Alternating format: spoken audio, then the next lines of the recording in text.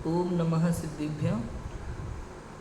नमो अरिहंताणं नमो सिद्धाणं नमो आयर्याणं नमो उवज्झायाणं नमो लोई सव्यसाहणं।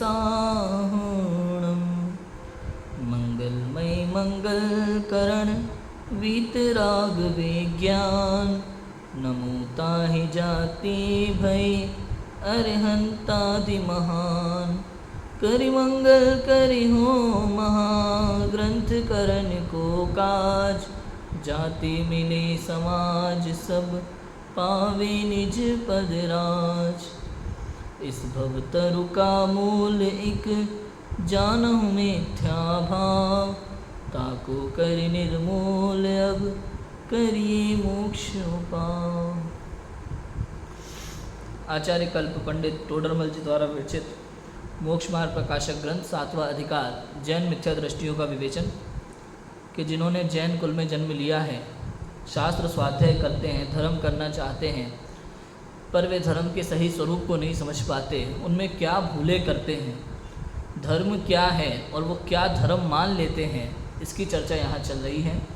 7 तत्व संबंधी भूलों की चर्चा हमारी चल रही है, जिसमें संवर तत्व के विषय में ये जीव क्या भूल करता है कि बाह्य क्रियाओं से संवर मानता है, शुभ भाव से संवर मानता है, लेकिन शुभ भाव तो बंध का कारण है और जो भाव बंध का कारण है वो संवर का कारण हो सकता नहीं है। यहाँ इस विषय पर अपनी चर्चा चल रही है। फिर बाद में बात आई कि भाई तत्वार्थ सूत्र में लिखा है कि सगुप्ति समिति धर्मानुप्रेक्षा परिचय जय चारित्र, 9वां अध्याय 2रा सूत्र। तो लिखा है कि गुप्ती समिति धर्म अनुप्रेक्षा परिचय जय चारित्र इन सबसे संवर होता है। तो उनने कहा ठीक है भाई, माना होता है, लेकिन इसने क्या किया, गुप्ती माने मन वचन काय की प्रवृत्ति, उसको संवर मान लिया, जबकि वीतरागता के बल से स्वयं मन वचन काय की प्रवृत्ति का रुकना, समझ में आया कि नहीं है, उसका नाम संवर है। ये जबरदस्ती मन वचन काय की प्रवृत्ति को रोकना उसका नाम संवर मानता है, लेकिन वास्तव में स्वयमेव रुकना उसका नाम संवर है। समिति में ये जीवों की दया पालने को संवर कहता है, लेकिन कहते हैं स्वयमेव जीवों की दया पले वो संवर है। समझ में आया कि नहीं आया? धर्म किसे कहा कि बंधादि के भय से अथवा स्वर्ग मोक्ष की इच्छा से क्रोधादि नहीं करते, वहाँ क्रोधादि करने का अभिप्राय नहीं मिटा। समझ में आया कि नहीं? तो धर्म नहीं हुआ, क्योंकि 4 कषायों में अभिप्राय नहीं मिटा ना, बाहर से मानता है, बाहर से उसका त्यागी बनता है। उन्होंने कहा कि नहीं, पर पदार्थों में जब तक इष्ट अनिष्टपना भाषित होता है, मिथ्यात्व भाव है, तब तक वो संवर हो सकता नहीं। मिथ्यात्वदर्शी जीव को संवर होता ही नहीं है। और कषाय का अभाव कब होगा? वीतरागता के बल से होगा। जब पर पदार्थों में इष्ट अनिष्ट की मान्यता खत्म होगी तो स्वयं में उसमें कषाय उत्पन्न होना बंद हो जाती है। ऐसा लिखा देखो, तत्व ज्ञान के बल से, तत्व ज्ञान के अभ्यास से कोई इष्ट अनिष्ट भाषित न हो, तब स्वयं में भी क्रोधादि उत्पन्न नहीं होते, तब सच्चा धर्म होता है। ऐसा होता है। तो बार बार यहाँ एक ही बात ये कहना चाहते हैं कि भैया मिथ्या दृष्टि जीव को तो संवर होता नहीं। तुम कितने ही 28 गुणों का पालन करो, अणुव्रतों का पालन करो, कुछ भी कर लो, संवर हो सकता नहीं है, क्योंकि शुभ भाव है, शुभ भाव से पुण्य का आश्रव तो हो सकता है, लेकिन संवर नहीं हो सकता। समझ में आया कि नहीं आया? अब भाई जिस जीव के जितने जितने अंश में वीतरागता होती है, उतने उतने अंश में उसके संवर पाया जाता है। शुद्ध आत्मानुभव के बल से जितनी कषाय का अभाव हुआ है, वहाँ उतनी कषाय का संवर है। समझ में आया कि नहीं आया? जैसे जैसे शुद्ध आत्मानुभूति होती है ना जीव को, तो उस आत्मानुभूति के काल में जितनी कर्म विच्छुद्धि होती है, बंध विच्छुद्धि होती है, तो उतना आश्रव बंध रुकता है। तो उस रुकने का नाम क्या है? संवर। रोका नहीं जाता, रुकने का नाम क्या है? संवर। चौथी बात है अनुप्रेक्षा। कि अनुप्रेक्षा के विषय में ये जीव क्या मानता है? अनुप्रेक्षा से संवर मानता है। तो ठीक है भाई, अनुप्रेक्षा से संवर होता है, हम भी मानते हैं, लेकिन कैसे होता है वो समझते हैं। यहाँ लिखा है कि अनित्यादि चिंतवन से शरीर आदि को बुरा जान, हितकारी ना जानकर उनसे उदास होना। उसका नाम अनुप्रेक्षा कहता है। तो ये तो जैसे कोई मित्र था तब उससे राग था और पश्चात उसके अवगुण देखकर उदासीन हुआ, उसी प्रकार शरीर आदि से राग था, पश्चात अनित्यादि अवगुण अवलोक कर उदासीन हुआ, परंतु ऐसी उदासीनता तो द्वेष रूप है। अपना और शरीर आदि का जहाँ जैसा स्वभाव है वहाँ वैसा पहचान कर भ्रम को मिटाकर भला जानकर राग नहीं करना, बुरा जानकर द्वेष नहीं करना, ऐसी सच्ची उदासीनता के अर्थ यथार्थ अनित्यत्वादि का चिंतन करना ही सच्ची अनुप्रेक्षा है। अब देखो, चिंतन तो करता है, अनुप्रेक्षा क्या होता है? अनु माने बार बार, प्रेक्षा माने चिंतन करना, बार बार चिंतन करना, इसका नाम अनुप्रेक्षा। अनुप्रेक्षा माने 12 भावना। यहाँ भावनाएं हैं 12 जिनका बार बार चिंतन होता है, इसलिए उसको अनुप्रेक्षा नाम दिया। द्वादशानुप्रेक्षा लिखा कुंदकुंदाचार्य ने, कार्तिक अनुप्रेक्षा लिखा कार्तिकेय स्वामी ने, इसलिए अनुप्रेक्षा शब्द 12 भावनाओं के लिए प्रयोग किया मूल रूप से। 12 भावनाएं कौन कौन सी हैं? अनित्य, अशरण, संसार, एकत्व, अन्यत्व, अशुचि, संवर, निर्जरा, लोक, बोधि दुर्लभ, है ना, और धर्म। समझ में आया कि नहीं आया? अनित्य, अशरण, संसार, एकत्व, अन्यत्व, अशुचि और आश्रव, संवर, निर्जरा, लोक, बोधि दुर्लभ और धर्म। इस प्रकार से कितनी 12 भावना है? टोटल 12 भावना है। कितनी 12 भावनाएं हो गई?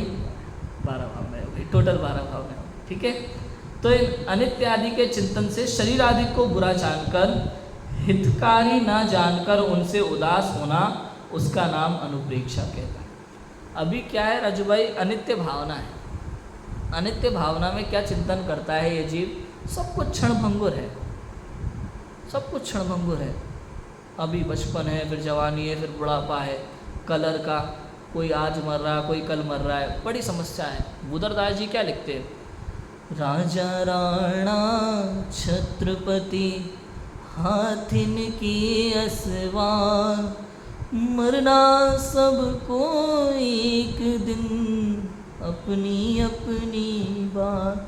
अब ये कैसे चिंतन करता है? इसका चिंतन करने का तरीका देखो आप भाई। राजा राणा छत्रपति हाथिन की असवार, और मरना सबको एक दिन, सबको एक दिन मरना है भाई। अब ये दुखी, समझ में आया कि नहीं? सब मर जाएंगे एक दिन राजू भाई, एक दिन ऐसे ही मर जाएंगे हम बातें करते करते। नहीं, ये इसका अनित्य भावना का चिंतन है, तरीका है उसका चिंतन करने का। एक दिन मर जाएंगे सब, कुछ नहीं है यार दुनिया में, बड़ी समस्या है, कुछ नहीं रखा। अशरण, अरे कोई शरण नहीं है इस जीव को भाई। संसार में किसी से भी कुछ भी कह लो, कोई किसी काम नहीं आता, अपने भरा है, कोई किसी काम के नहीं है भाई। ये दुखी होना है, दुखी। ये इस प्रकार से, इसको संवर मानता है, इसको लगता है हमारा भावना का चिंतन सही दिशा में करती है। ऐसा नहीं है।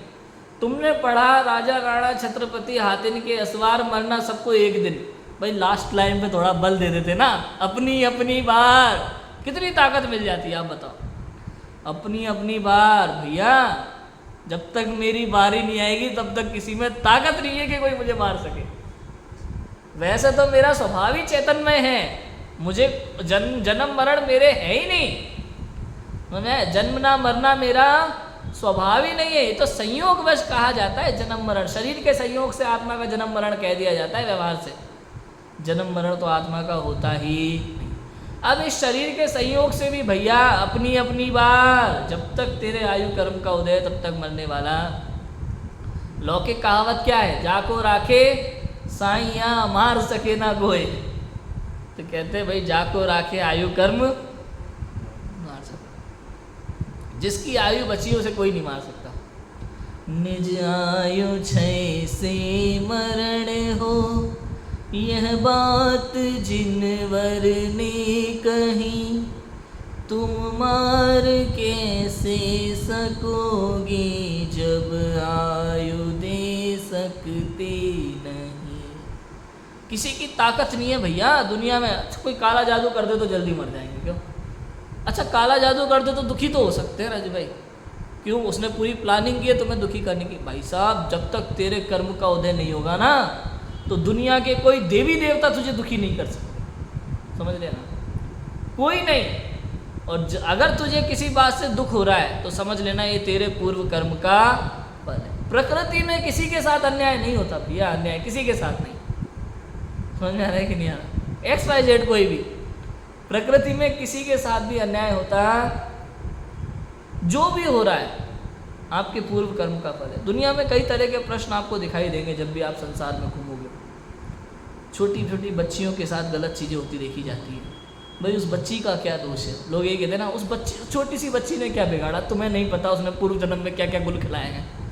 तो कर्मों का फल तो सबको भोगना पड़ता है, छोटा बड़ा नहीं देखा जाता। ये सब छोटे बड़े तुम्हारी नज़र में है, कर्मों की नज़र में नहीं है। कर्म तो बंध गया स्थिति के साथ, और जब उसे उदय में आना होता है वो आता ही है, कोई इसको बदलने में समर्थ नहीं है। जरा सी फेरफार संभव नहीं है भाई साहब, आप में ताकत नहीं है कि आप कर सको। मन में आया कि नहीं आया? आपकी जब आयु है तब मनना पड़ेगा अपनी अपनी बात। और फिर मरण तो शरीर का है, आत्मा तो सदा चेतनमय है। जीवत्व शक्ति है ना, जीवत्व से ही आत्मा जीता सदा मरता नहीं, चिति शक्ति से चेतन रहे यह जड़ कभी होता नहीं। स्वभाव है, शक्ति है आत्मा की। 47 शक्तियों में पहली दूसरी शक्ति है जीवत्व शक्ति है। आत्मा में जीता है, कभी मरता नहीं है, और चिति शक्ति से चेतन लेता है, जड़मय होता नहीं। कुछ भी हो जाए राजू भाई, शरीर पुद्गल है और मैं शरीर से भिन्न चैतन्य परमात्मा।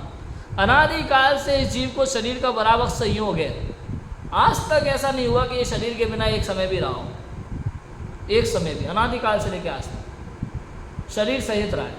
विग्रह गति में भी कारमान और तेजस शरीर होते हैं इस जीव के, शरीर के बिना नहीं रहा। केवल एक अशरीरी सिद्ध भगवान है जो बिना शरीर के हैं, जिनको ज्ञान शरीरी कहते हैं। बाकी संसार में कोई भी जीव शरीर के बिना एक समय नहीं रहा। लेकिन फिर भी आत्मा शरीरमय नहीं हुआ, शरीर आत्मामय नहीं हुई। आप देखो दूध पानी, जब गाय भैंस का दूध निकलता है ना तो पानी मिला हुआ रहता है उसमें, दूध वाला अलग से मिलाता है वो अलग है, और मिला हुआ आता है पानी, ओरिजिनल होता ही नहीं है कभी प्योर के प्योर दूध होता हो। तो पानी मिला तो होता ही है, वो हमारी अपेक्षा से प्योर है, जब तक एक्स्ट्रा नहीं मिला है तो उस अपेक्षा से वो प्योर कहा जाता है। समझ में आया कि नहीं आया? तो वो दूध पानी शुरू से मिले हुए हैं, लेकिन दूध पानीमय नहीं होता, पानी दूधमय नहीं होता। हंस उस दूध को पिए ना, तब दूध पी लेता है, पानी पानी छोड़ देता है। बिल्कुल अभी का अभी भैंस से या गाय से निकाला हुआ दूध हो तो वो उसमें से ही भेद विज्ञान कर लेता है। ऐसे ही अनादि से ये जीव, शरीर और पुद्गल का ऐसा संयोग है, शरीर और आत्मा का ऐसा संयोग है, पुद्गल और जीव का ऐसा संयोग है। उस संयोग में से भी सम्यक दृष्टि ज्ञानी जीव भेद विज्ञान करके ये मैं हूँ और ये मैं नहीं हूँ ऐसा निर्णय करता है। समझ में आया कि नहीं आया? ऐसे यहाँ भेद विज्ञान जरूरी है। 12 भावनाओं के चिंतन में अनित्य भावना का चिंतन करो तो ऐसा करो कि भाई मैं सदा नित्य हूँ और ये जगत के सब पदार्थ जो मैं नहीं हूँ वो सब क्या है? अनित्य है।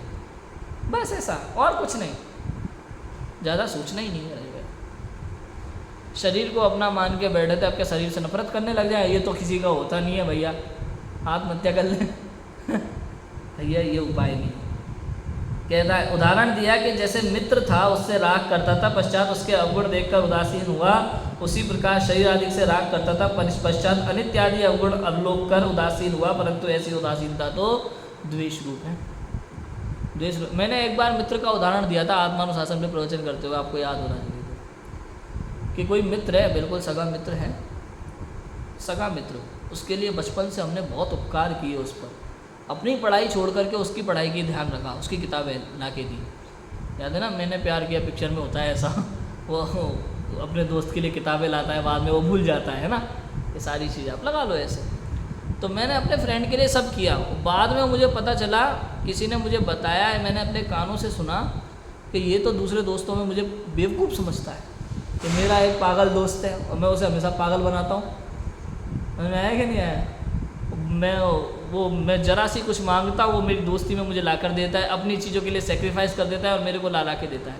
आज मुझे समझ में आया कि जिसको मैं अपना सबसे अच्छा दोस्त मानता था वो तो मेरी हंसी उड़ा रहा है, उसकी नज़र में तो मैं मूर्ख हूँ। अब क्या करें? दुनिया ज़िंदगी भर इतना खर्चा किया है, इतना सब कुछ किया है इसके लिए, तो उससे दोस्ती एक बार में तोड़ दें? अगर तोड़ दिया ना तो घाटे में रहूँगा मैं, मुझे कुछ नहीं मिलेगा, मेरा कोई फ़ायदा नहीं होगा, उसका तो अभी भी फ़ायदा है। समझ में आया कि नहीं आया? तो क्या करना, नाटक करना दोस्ती का। अंदर में तो ये स्वीकार हो गया अब ये मेरा दोस्त नहीं है, लेकिन दोस्ती का दिखावा करेंगे बाहर से और उससे अपना काम निकाल लेंगे। समझ में आया कि नहीं आया? ऐसा करना चाहिए। ऐसे ही अनित्य भावना, अशुचि भावना, अशरण भावना, संसार भावना सभी का चिंतन करते हुए इतना तो विचार कर लेना कि ये शरीर आदि परद्रव्य मेरे नहीं है, तो क्या करें, आत्महत्या कर लूँ ताकि शरीर भिन्न और आत्मा भिन्न हो जाए नहीं, उस उपाय नहीं है, दूसरा शरीर तुरंत तैयार खड़ा है। तो फिर क्या करना, नियम लेना, संयम लेना कि अभी तक इसकी सारी मांगें पूरी कर रहे थे, अब ना नुकुर करना, श्रृंगार नहीं करना, ज़रूरत की चीज़ दो और जो काम की जो जा इसकी सारी इच्छाएं पूरी नहीं करो, ज़रूरत की इच्छा पूरी करो। समझ में आया कि नहीं आया? तो इतना कार्य करना चाहिए। तो यहाँ है भेद विज्ञान सच्चा। अगर आत्महत्या कर ले तो वो सच्ची मित्रता है, वो द्वेष रूप हो जाएगा भाव, द्वेष। और हमें यहाँ द्वेष नहीं करना, क्या करना है, हमें तो उदासीन भाव रखना है। द्वेष भाव और उदासीन भाव में बहुत अंतर है भाई। कई बार जब हम किसी से नाराज़ होते हैं या किसी को कोई बात पता चल जाती है तो हम दुखी जैसा उससे उस तरह से बात नहीं कर रहे होते जैसा पहले कर रहे थे चहक करके, लेकिन अभी भी बात का जवाब दे देते हैं। समझ में आया कि नहीं आया? नाराज़गी थोड़ी थोड़ी दिखती है लेकिन बात समझ में आई? तो ऐसा ही होना चाहिए। अनित्य भावना हो, अशरण भावना हो, भाई कोई शरण नहीं है, आत्मा शरण है। आपको पता है जितनी भी 12 भावनाएं लिखी, 12 भावना बहुत लिखी गई है सब। अभी जितने भी आचार्य हुए, मुनिराज हुए, सबने अपनी अपनी अलग 12 भावनाएं लिखी, क्योंकि मुनि तो 12 भावना का चिंतन करते ही रहते हैं ना प्रति समय, सबने लिखी। फिर उसके बाद जितने विद्वान हुए, ज्ञानी हुए, उन्होंने अपनी अपनी 12 भावनाएं लिखी। सब लोग 12 भावनाएं लिखते हैं। किसी कोई गद्य में लिखता है, कोई पद्य में लिखता है। पद्य की जल्दी फेमस हो जाती है, गुनगुनाते रहते हैं ना, याद कर गाते रहते हैं, तो पद्य की जल्दी फेमस होती है, गद्य की उतना याद नहीं हो पाता। लेकिन 12 भावना बहुत लोग लिखते हैं, सब लिखते हैं, तो ऐसा है। लेकिन 12 भावनाओं में एक बात विशेष है, तय ऐसा नहीं कि अनित्य, अशरण, संसार, एकत्व, उनमें सब में अनित्यता का चित्रण हो, नहीं। अगर शुरू की 2 लाइन, एक लाइन अनित्य है तो लास्ट की 1 लाइन नित्य की भी बात करेंगे। पर द्रव्य की अनित्यता को बताते हुए ध्रुव की नित्यता की बात जरूर होती है उसमें। समझ में आएगी नहीं? ऐसा है, ऐसा होता है कहीं भी, किसी भी 12 भावना में ऐसा होता है। पहले आपको परद्रव्य की अनित्यता बताई जाएगी, शरीर की अनित्यता बताई जाएगी, परिवार की अनित्यता बताई जाएगी, कोई काम का नहीं है, सब कुछ बताने के बाद हर 12 भावना में एक आत्मा की बात कही जाएगी। ये आत्मा शुद्ध है, आत्मा नित्य है, आत्मा ही शरण है। समस्त संसार में कुछ कार्यकारी नहीं है, एक आत्मा ही मेरा घर है। संसार पूरा मेरा घर नहीं है, आत्मा मेरा घर है, मेरा घर तो मैं ही। ऐसी पूरी बातें आपको मिलेंगी हर 12 भावना में, हर भावना के अंदर। फिर लिखा देखो, अपना और शरीर आदि का जहाँ जैसा स्वभाव है वहाँ पहचान कर भ्रम को मिटाकर भला जानकर राग नहीं करना, बुरा जानकर द्वेष नहीं करना, ऐसी सच्ची उदासीनता के अर्थ यथार्थ अनित्यत्वादि का चिंतन करना ही सच्ची अनुप्रेक्षा है। बार बार चिंतन करना, बार बार। देखो क्या कहते हैं, शरीर या अन्य द्रव्य और जीव द्रव्य, उनके गुणों का और अवगुण का विचार करो बार बार। समझ में आया कि नहीं आया? 6 द्रव्यों में अपने अपने गुण हैं, स्वाभाविक गुण भी हैं, मतलब साधारण गुण भी हैं और विशेष गुण भी हैं। बराबर से उनका चिंतन करो और भेद विज्ञान करो, बस इसी का नाम सच्चा चिंतन है। और जब भेद विज्ञान के बल से, वीतरागता के बल से, जब भेद विज्ञान पूर्वक ये मैं हूँ, ये मैं नहीं हूँ, ऐसी भावना होती है, तब इस जीव को संभव होता है। उसी का नाम सच्ची अनुप्रेक्षा है। समझ में आ रहा है कि नहीं आ रहा? उसका नाम सच्ची अनुप्रेक्षा है। दौलत राम जी ने बहुत अच्छा लिखा, आप देखना, दौलत राम जी ने छेड़ाला में जो 12 भावना के विषय में लिखा है, बहुत ही अच्छा लिखा है। 12 भावना में उनके संवर भावना है, इतनी बढ़िया संवर भावना लिखी है कि आपको क्या बताएं। क्या लिखी है? जिन पुण्य पाप नहीं कीना, आत्म अनुभव चित तिन ही विधियावत रोकी, संवर लही सुख अवलोकी। मैं एक एक भावना के विषय में बताता है अभी, लेकिन अपन 12 भावना का एक अलग ही प्रकरण चलाएंगे पूरा अच्छे से, तब मैं उसको लूँगा। अभी तो संवर की बात चल रही है ना, तो संवर भावना में एक बता देता हूँ कि दौलत राम जी ने संवर भावना के लिए क्या लिखा कि जिन पुण्य पाप नहीं कीना, दोनों बातें आ गई कि नहीं। अभी तक तुम पुण्य को संवर मान रहे थे, हम कह रहे नहीं, पुण्य पाप नहीं की। जब पुण्य पाप दोनों आप नहीं करते हो, आत्म अनुभव चित्त दीना, ये पुण्य पाप नहीं करना, ये तो बात हो गई नहीं करने की। पुण्य पाप कब नहीं होते? जब आत्म का अनुभव होता है। समझ में है कि नहीं? आत्म अनुभव चित्त दीना, आत्म अनुभव में चित्त लगा देना। समझ में है कि नहीं है? उसके बाद तिन ही विधि आवत रोके, उस विधि से आते हुए रुक जाते हैं कर्म। समझ में है कि नहीं? इसका नाम क्या है? संवर है। संवर लही सुख अवलोकी, ये संवर होता है और अतीन्द्रिय आनंद की प्राप्ति होती है, अंदर में सुख प्रकटता है। ये आश्रम है। 3 लाइन हो गई। पुण्य पाप नहीं करना पहली बात, मतलब शुभ अशुभ भाव दोनों नहीं होने चाहिए, शुद्ध भाव चाहिए, वीतरागता चाहिए। फिर आत्म अनुभव का काल, वीतरागता भाव। उसके बाद 3 ही विधि, उसी विधि से आते हुए कर्म रुकते हैं, इसका नाम संवर है। समझ में है कि नहीं है?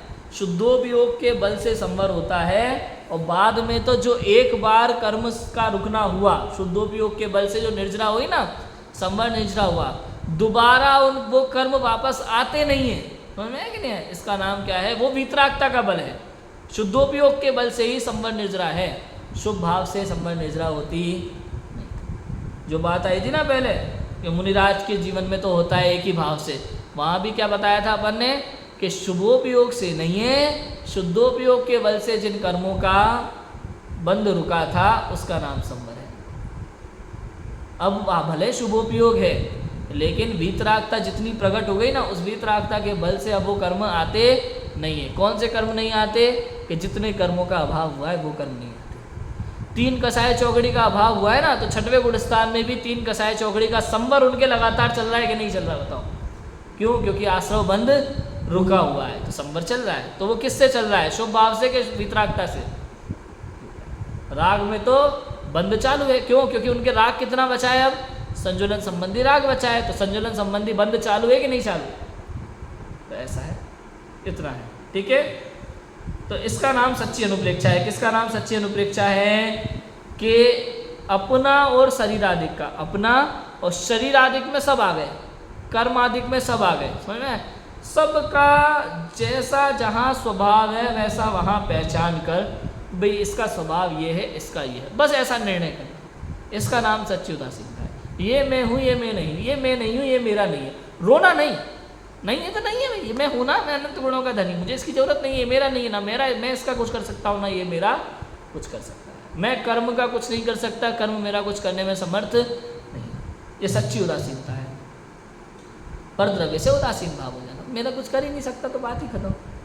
समझ में आएगा? द्वेष नहीं। अब देखो राजू भाई, जब हमें लगता है ना किसी के हाथ में कुछ है, जैसे मान लो आप यहाँ के मैनेजर हो संस्था के, ठीक है, तो अब यहाँ सैलरी बढ़ानी है लोगों की, स्टाफ की, सबको क्या लगता होगा? राजू भाई मैनेजर है, राजू भाई के हाथ में सैलरी बढ़ाना है, ठीक है कि नहीं? अब राजू भाई के हाथ में है कि नहीं? वो सैलरी बढ़ाना किसके हाथ में है? कि भाई ट्रस्टीज के हाथ में, अनंत मामा के हाथ में है, वही करता धरता है, सब कुछ है, ठीक है कि नहीं?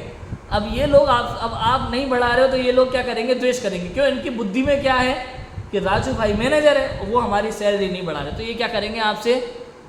क्यों कर रहे हैं द्वेष? क्योंकि इनकी मान्यता गलत है।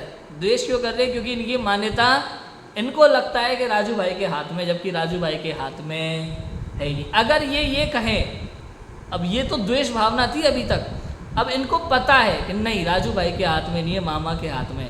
अब जो उदासीन भाव आएगा, नहीं यार राजू भाई कुछ नहीं कर सकते, समझ में? ये उदासीन भाव है सच्चा। द्वेष भाव सच्ची उदासीनता में समझ में आया? जब तक आपको लगेगा परद्रव्य मेरा कुछ कर सकता है, मैं परद्रव्य का कुछ कर सकता हूँ, और आप जब तक पर में करने की भावना रखते हो, समझ में आया कि नहीं आया? तब तक आपके सच्ची उदासीनता नहीं है, द्वेष भावना है वहाँ, राग द्वेष की भावना है, उदासीनता नहीं है। और जब आपको लग जाए कि दुनिया इधर से उधर हो जाए, ना मैं परद्रव्य का कुछ कर सकता हूँ ना परद्रव्य मेरा कुछ कर सकता है, इसका नाम क्या है? सच्ची उदासी। अब भाई बात समझ में कितना क्लियर हो गया? ऐसा होता है। और ऐसा चिंतन करना कि अनित्य अशरण में कोई मेरा नहीं, मैं किसी का नहीं, समझ में आया कि नहीं आया? पूरे में यही है, सब में मैं हूँ जो हूँ और कुछ भी नहीं है मेरे अलावा। इसी का नाम वास्तव में सच्ची अनुप्रेक्षा है, ऐसा चिंतन। इसके बाद परिचय जय की बात है। देखो परिचय जय में क्या कहते हैं कि क्षुधाधिक होने पर, सेम बातें हैं सब में, कि क्षुधाधिक होने पर उनके नाश का उपाय नहीं करना, उसे परिचय सहन कहता है। सो उपाय तो नहीं किया और अंतरंग में क्षुधादि अनिष्ट सामग्री मिलने पर दुखी हुआ, रति आदि का कारण मिलने पर सुखी हुआ, तो वे दुख सुख रूप परिणाम है, वही आर्त रौद्र ध्यान है। ऐसे भावों से संवर कैसे हो? इसलिए दुख का कारण मिलने पर दुखी ना हो और सुख का कारण मिलने पर सुखी ना हो, ये रूप से उनका जानने वाला ही रहे, वही सच्चा परिचय से। समझ में आया कि नहीं? भूख तो लग रही, लेकिन 1 महीने का उपवास करेंगे, अरे हम 2 महीने का करेंगे, तुम देखते जाओ। अंदर में भूख लग रही है, तड़प रहे हैं खाने के लिए, फिर शरीर पे लौकी घुसवा रहे हैं कि कुछ करवा रहे हैं, लोग सेवा कर रहे हैं, कोई हाथ दबा रहा है, कोई पैर दबा रहा है, भाई खाना खा लेना, क्या तकलीफ है? समझ में है कि नहीं आया? वो उसको मानता है परिचय सहन, कि मैं भूख प्यास सहन कर रहा हूँ। भाई जब वीतरागता के बल से जीव को भूख प्यास लगे ही नहीं, समझ में आएगा, उसका नाम है परिचय सहन, सच्चा परिचय सहन। विकल्प नहीं आए, अंदर में दुख का भाव नहीं हो, दुख की सामग्री मिलने पर दुख नहीं हो, सुख की सामग्री मिलने पर सुख नहीं हो, इसका नाम सच्चा वीतराग भाव है, इसका नाम परिचय सहन है। ये रूप से जानते हैं बस। समझ में आया कि नहीं आया? कैसी भी परिस्थिति हो रही, चाहे सिगड़ी जलती हुई रख जाए, चाहे लोहे के कड़े पहना जाए, चाहे कुछ भी कर जाए, विधि मिले नहीं मिले, 6 महीने हो गए, 10 महीने हो गए, साल भर हो गया, समाधि मरण हो तो समता भाव पूर्वक हो, इसका नाम सच्चा परिचय सहन है। ये नहीं कि तुम क्या सोचते हो, मुनिराज की चर्या ऐसी होती है क्या? हैं, खाना नहीं मिलता हमें, 3 दिन हो गए, आहार की विधि नहीं मिली, परिचय सहन नहीं, ये कषाय है। समझ में आया कि नहीं आया? ये फर्क पड़ता है। परिचय सहन मतलब क्या? समझ में आई कि नहीं? यही बात सच्चा वीतरागता भाव, कोई भी परिस्थिति हो उसमें ज्ञेय का भाव, जानने योग्य, केवल ज्ञाता दृष्टा बने रहना, राग द्वेष उत्पन्न नहीं होना, नहीं होना, नहीं होना, करना नहीं। राग द्वेष नहीं करना एक अलग बात है, तुम दिखाओगे कि हम किसी से राग द्वेष नहीं कर रहे, भाई हम ठीक है, उत्पन्न नहीं होना, इसका नाम परिचय सहन है अपने आप, उसका नाम संवर है। यदि आप जबरदस्ती राग द्वेष को रोकते हो, राग द्वेष नहीं करते हो, तो वही वीतरागता नहीं है। राग द्वेष का नहीं होना वीतरागता है, राग द्वेष नहीं करने का नाम वीतरागता नहीं।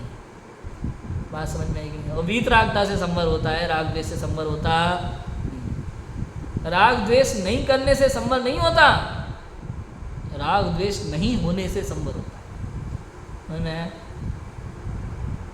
इतना बड़ा अंतर है, आप देखो। जानबूझ के इष्ट संयोग में सुखी नहीं होना, अनिष्ट संयोग में दुखी नहीं होना, इसका नाम सच्चा परिचय सहन है, ऐसा कह रहे हैं। कोई भी समस्या हो, कुछ भी हो, कितने ही बड़ा हो, आपको किसी से राग द्वेष नहीं होना चाहिए। कोई भी परिस्थिति बन जाए, अच्छे से अच्छी परिस्थिति बन जाए आपके जीवन के लिए, आपको राग भाव नहीं आना चाहिए, और बुरी से बुरी परिस्थिति बन जाए तो आपको द्वेष भाव नहीं आना चाहिए। इसका नाम सच्चा संवर है। समझ में आया कि नहीं आया?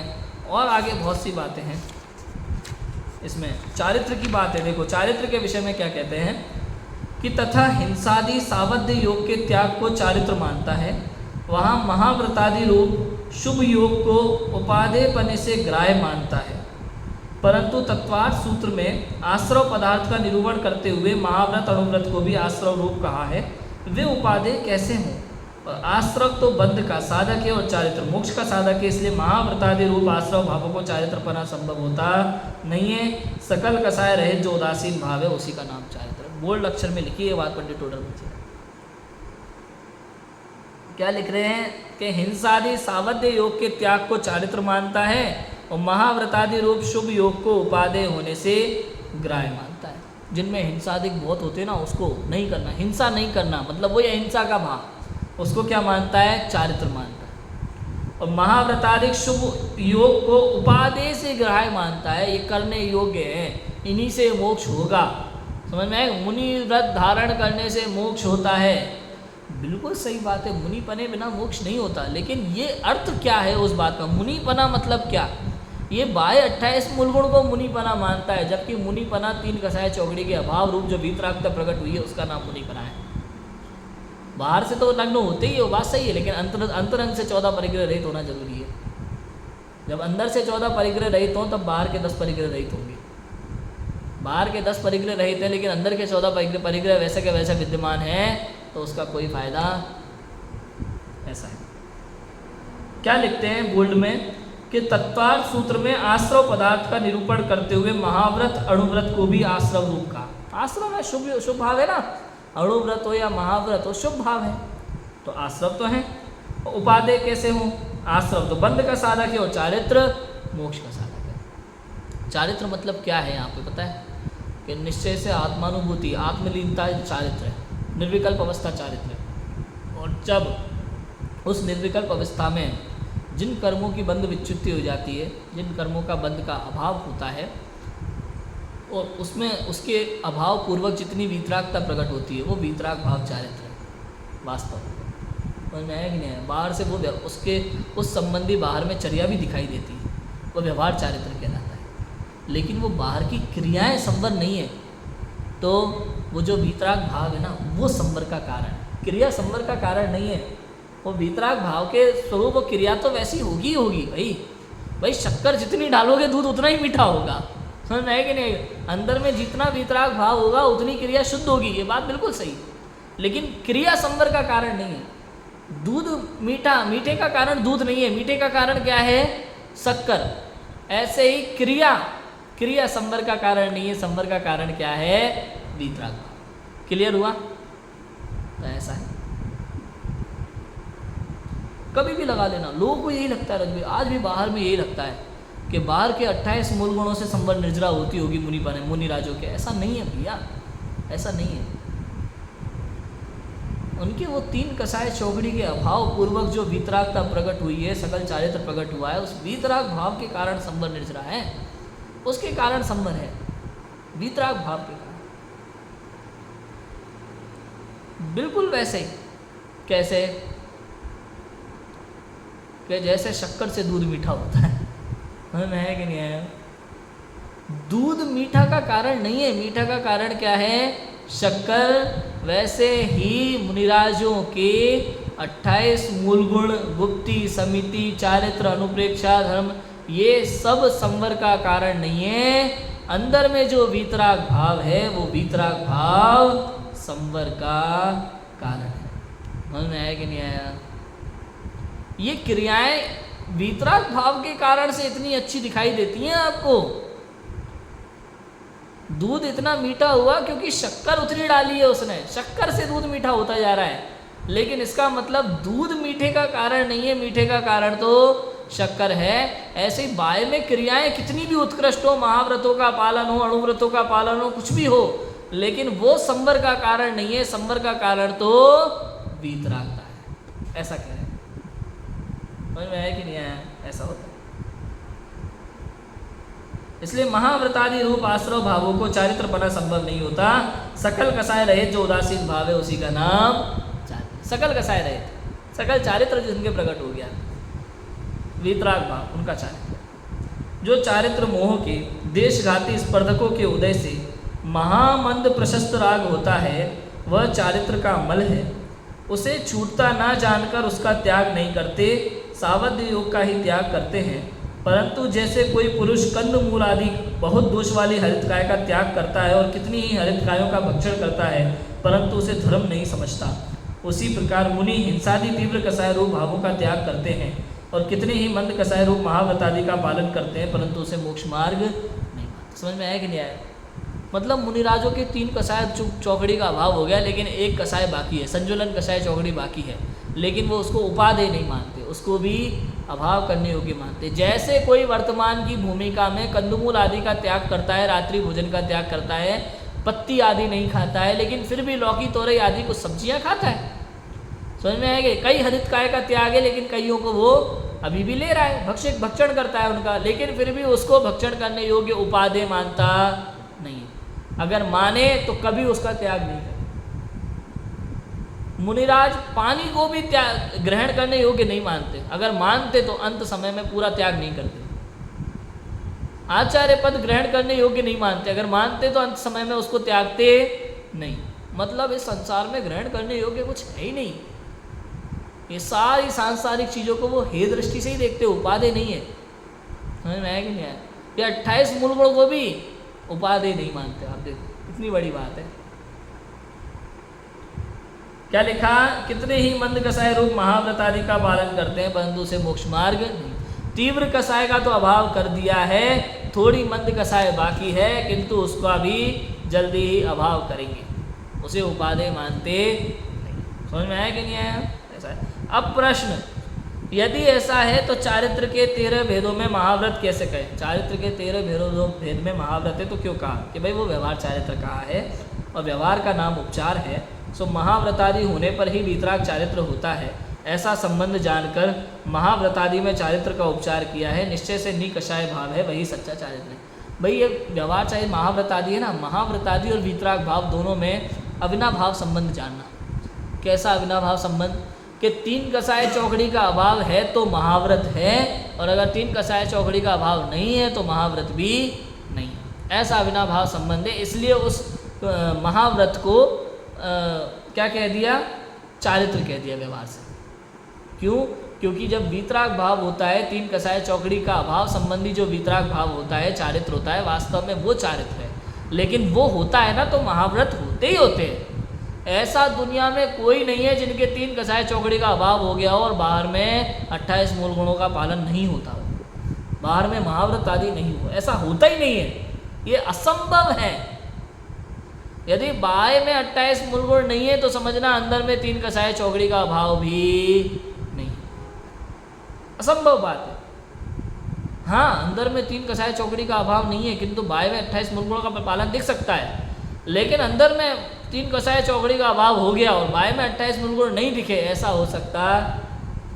ऐसा कह रहे। इसलिए उसको व्यवहार से चारित्र कहा है, उसमें कोई दिक्कत नहीं। निश्चय से तो निकषाय भाव वही सच्चा चारित्र। व्यवहार से कहा उसको 28 मूल गुण को, निश्चय से तो वीतरागता, निकषाय भाव, स्वरूप में लीनता, आत्मानुभूति, निर्विकल्प अवस्था, इसी का नाम चारित्र। इस प्रकार संवर के कारणों को अन्यथा जानते हुए संवर का सच्चा शतानी नहीं होता। शुभ भाव को ये संवर का कारण मानता है, बाह्य क्रियाओं को संवर का कारण मानता है, जबकि ऐसा होता नहीं है।